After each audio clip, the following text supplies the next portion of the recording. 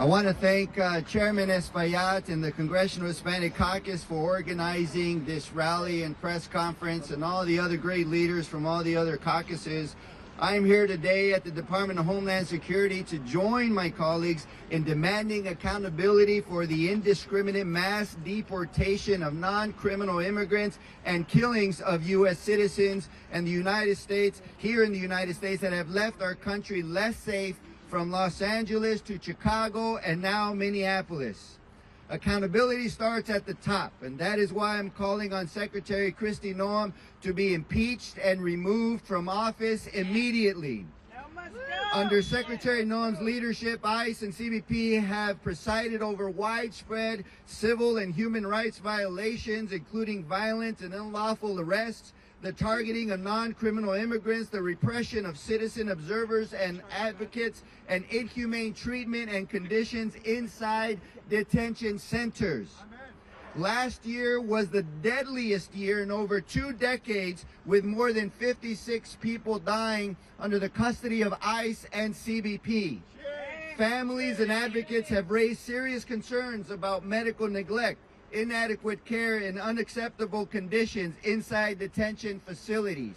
These include severe overcrowding, freezing temperatures with lights kept on around the clock with sleep deprivation, denial of timely and adequate medical care, and the dismissal of serious pain and medical emergencies, like what happened to Luis Beltran Yanes Cruz, who was in the Imperial Valley Detention Center, complained of chest pain. Family called in, says he's having chest pain. They neglected to act. He died days later in John F. Kennedy Memorial Hospital in Indio, California, in my district.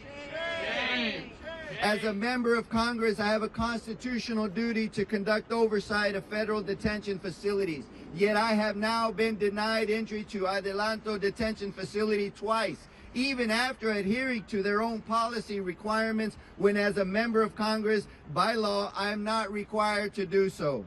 Blocking congressional oversight is unacceptable, unlawful, and deeply troubling. When oversight is denied, it raises a clear question. What is DHS trying to hide?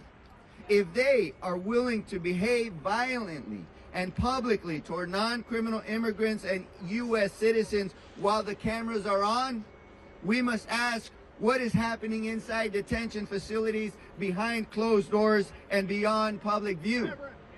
That is why I introduced the CHC-endorsed Humanitarian Standards for Individuals in ICE and CBP Custody Act to establish enforceable humanitarian standards so that kids and elderly have enough food and water to meet their daily requirements, so that individuals can take a shower, wash their hands without barriers, so that there's hygiene products for women and others, diapers for kids, adequate space to lay down and sleep, so guarantee health screenings to identify emergencies in order to prevent deaths and protect human dignity.